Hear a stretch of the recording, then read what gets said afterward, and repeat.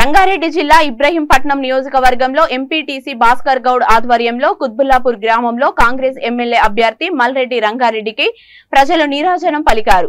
పల్లెపల్లకు రంగన్న కార్యక్రమంలో భాగంగా అబ్దుల్లాపూర్ మెట్ మండలం గౌరెల్లి గ్రామంలో ర్యాలీ నిర్వహించారు.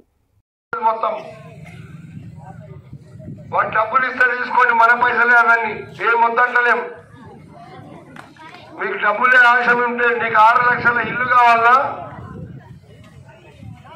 1000 రూపాయలు 2000 వాడు ఇచ్చేటివి కావాలా? మరి లక్షలలో వచ్చే డబ్బులను మీకు 1 లక్షలలో వచ్చే కాదు, నెల 2,500 సరే రాకపోతే నేను ఇప్పుడు పంపిస్తా. మీరు చదివించుకోండి మీ పిల్లలతోని. ఇలా రేపు మన కాబోయే ముఖ్యమంత్రి మీరు చూసుకోండి. గొడవ చేయడం జరిగింది.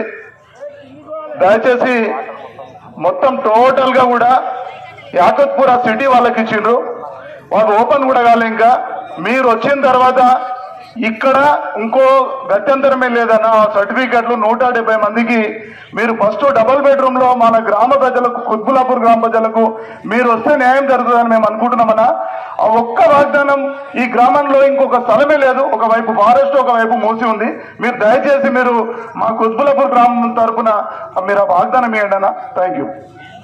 ఇబ్రహీంపట్నం నియోజకవర్గం ముద్దుబిడ్డ, మనందరి ఆశా జ్యోతి, రంగారెడ్డి జిల్లా నుంచి ఇబ్రహీంపట్నం నియోజకవర్గంలో మొట్టమొదటిగా గెలిచేది మన ఇబ్రహీంపట్నం నియోజకవర్గం.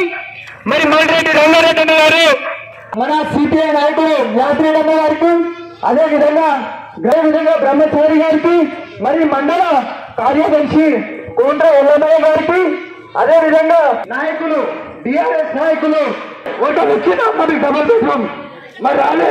ఎట్టి పరిస్థితుల్లో ఈసారి